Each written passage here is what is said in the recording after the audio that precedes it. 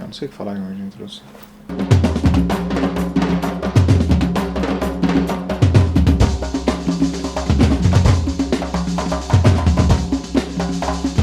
Livro de hoje, A Casa, a história da seita de João de Deus, do Chico Felitti. Segundo livro do Chico Felitti, que a gente já trata aqui no canal. A gente entrevistou ele na Flip do ano passado, na ocasião do Ricardo Ivani, que ele estava lá, que é a história lá do morador de rua lá da Augusta, né, chamado de Rufão da Augusta por algumas pessoas.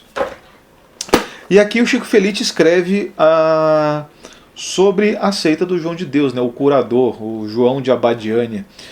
Um médium que se instalou lá numa cidade lá no interiorzão de Goiás e começou a curar as pessoas com poderes mediúnicos e fez muito sucesso, foi regimentando uma galera, ficou pop, ficou cool, começou a tirar foto com um monte de gente famosa e lá no auge rolou uma denúncia em massa de abuso sexual por parte dele, que foi explanado. O cara está preso, né? Então ele foi preso agora, foi 2019? Foi, né? Por aí foi 2019, foi ano passado. Ou ano retrasado, acho que foi ano passado.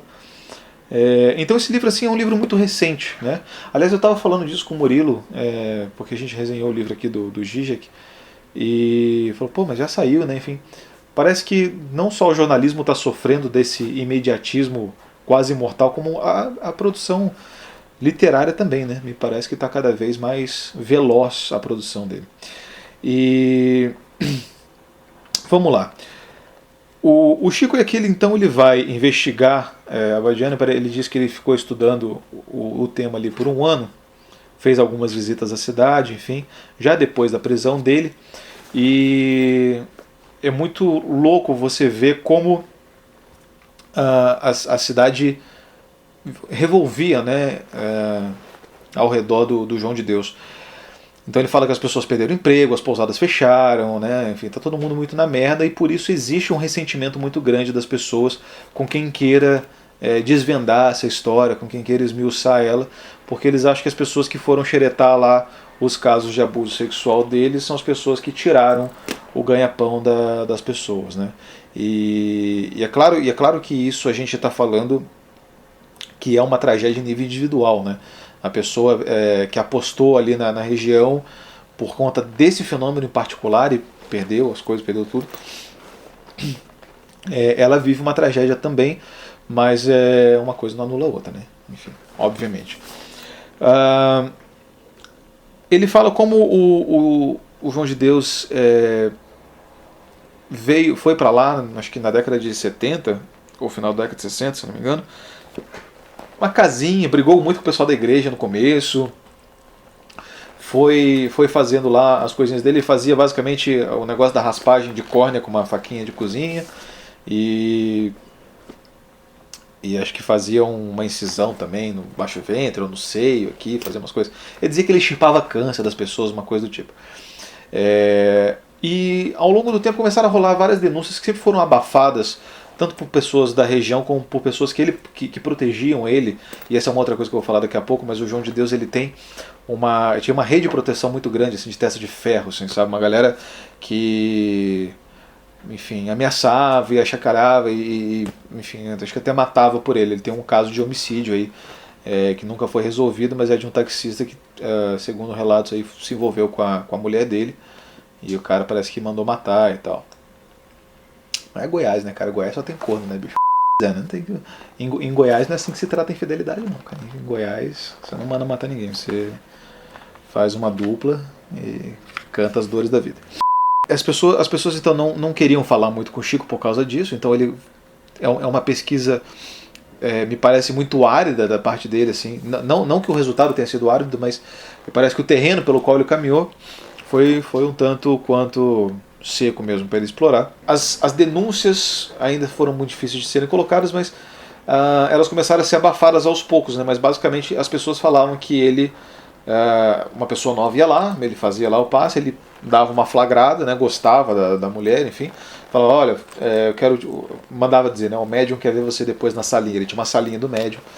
E aí lá ele dizia que a pessoa precisava ser curada e coisa do tipo, e tirava o pau para fora, fazia a pessoa pegar lá e masturbar ele, ou fazer um oral nele, ou ou ele penetrava as pessoas, enfim, aconteceu todo esse tipo de abuso. E essa é uma coisa muito interessante para a gente pensar sobre o estupro de uma maneira geral, mas sobre outras instâncias menos agressivas da vida das pessoas, que é o tipo de domínio que uma autoridade dessa exerce sobre as pessoas. Quer dizer, não é que as pessoas que foram estupradas estavam ali naquele momento voluntariamente fazendo aqueles atos com o cara, né? Mas o cara entrou na cabeça das pessoas de tal maneira que elas mal perceberam o que estava acontecendo, né? E depois elas perceberam que elas estavam abusadas e elas continuaram sendo abusadas por outros mecanismos que não o do medo instantâneo, da dominação, da autossugestão. Ele conta aqui uma história de uma menina que ela tinha um pai, o pai dela estava com câncer, ela tinha, cara, ela era, sei lá, 13 anos, uma agulha assim. Ele foi lá, abusou dela, ela queria falar pro pai, ela queria falar pra... e antes ela conhecia um outro cara, o cara falou assim, um velhão assim, falou assim, um neozelandês, não entra na sala do médium, não importa o que aconteça, não entra lá. O cara meio que já sabia, mas ele não queria dizer, parece que existia essa espiral do silêncio lá. E aí ela entra, ela é abusada, e ela quer sair e ele ameaça ela, fala assim, olha, se você vai continuar aqui dentro porque eu vou curar o câncer do seu pai, senão seu pai vai morrer de câncer, saca? E a menina é uma menina, né? É uma criança. Ela não sabe, cara. Ela não tem discernimento, ela não tem autoridade, não tem poder nenhum. E ela se permitiu ser abusada. Ela foi estuprada reiteradamente por esse cara. E o pai dela morreu de câncer. Depois daí o cara fala assim, eu não curei seu pai em vida, mas eu curei ele espiritualmente. Porque o câncer dele era um karma que ele estava carregando de outra vida e trouxe para essa, e agora ele vai ficar bem na próxima vida. Tipo umas merdas dessas, sabe? Tipo, e aí vem de novo... Eu sei que eu sou chato e sou malquisto por muitos por causa disso, mas, cara, o meu comentário antirreligioso, ele sempre passa por essas coisas. Religião, cara, não deixa de ser uma forma de dominação das pessoas. Você é completamente controlado por isso. Você fica fraco e impotente diante dessas figuras que fazem o que bem entendem com você, porque não existe discernimento no campo espiritual. Parece que as pessoas, quando elas entravam ali, parece que é uma outra realidade, sabe? Foge a lógica do estupro na rua, sabe? Tipo, um maluco que aponta uma faca pra você e te enfia o peru ali contra a tua vontade. Ali você tá num âmbito que é o espiritual, e a pessoa que tá fazendo isso com você é a pessoa que você, em que você deveria confiar, né? Então isso é muito grave, isso é muito sério. E isso, inclusive, é a razão pela qual os estupros de criança continuam acontecendo dentro do âmbito da Igreja Católica, né? As crianças confiam no padre, porque todo mundo respeita o padre na comunidade. O padre que é lá quer estuprar uma criança, ele estupra e não acontece nada com ele até que o Vaticano descobre. Bom, vocês viram o Spotlight, vocês sabem como é que funciona essa merda. É um âmbito de dominação mental muito grande, e isso é grave pra caramba, sabe? Isso é grave pra caramba mesmo. E com isso, claro, não estou querendo dizer que todas as religiões são ruins, todas as religiões dominam você, mas o princípio básico da religião é, de certa maneira, controlar algum âmbito da sua vida por meio de uma severa pressão mental, né, feita em cima de você. Então, não tem muito como fugir disso. Interessante que o João de Deus ele ficou meio pop uma época, né, e tirou foto com muita gente, então tinha lá a Juliana Paz, a Xuxa e parará. Aliás, a Xuxa foi uma das poucas que se manifestou, umas poucas não, né? Mas foi uma das primeiras a se manifestar contra o João de Deus depois que ele foi preso. Ela veio a público pedir desculpa por ter apresentado ele para as pessoas, enfim. Falou, achei que o cara era legal, não sei o quê. E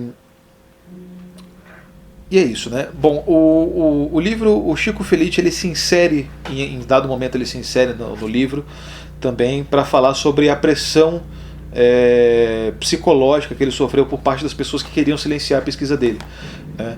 Então as pessoas que de Abadiânia, com que ele tenta falar, falam para ele assim, tomara que você pegue um câncer, sabe? Tomara que você pegue umas paradas. E daí ele fala que enquanto ele estava lá investigando, o marido dele descobriu um apêndice, um apendicite, e daí foram lá operar e viram que na verdade era um tumor. E daí, enquanto ele estava sendo operado, a avó do marido dele morreu, e 2 meses depois o avô dele morreu também. E daí todo mundo fica achando que é a urucubaca do João de Deus e coisa do tipo, né? E ele tenta limpar isso, tirar isso da cabeça, enfim. E veja, o Chico Felitti ele não é um cara que acredita. Inclusive, ele dedica o livro dele para o marido. Já que ele fala aqui na dedicatória, né, para o Renan, alma gêmea de um sujeito que não acredita em almas. O Chico Felice, ele não acredita nisso e mesmo assim ele se sentiu pressionado psicologicamente a acreditar no Murucubaca. Cara, isso é muito sério. Não sei se vocês param para pensar nisso, assim, sabe? O quanto essa ladainha espiritual, de espírito, de coisa, de fantasma, que é alimentado não só pela religião, mas também por filmes de terror, que tem uma certa agenda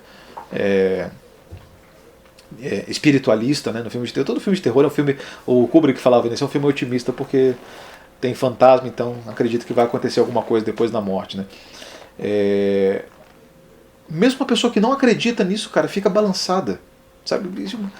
Essa é uma parada que a gente tem que, sabe, dar uma refletida aí em qualquer hora, porque é complicado mesmo, cara. É complicado.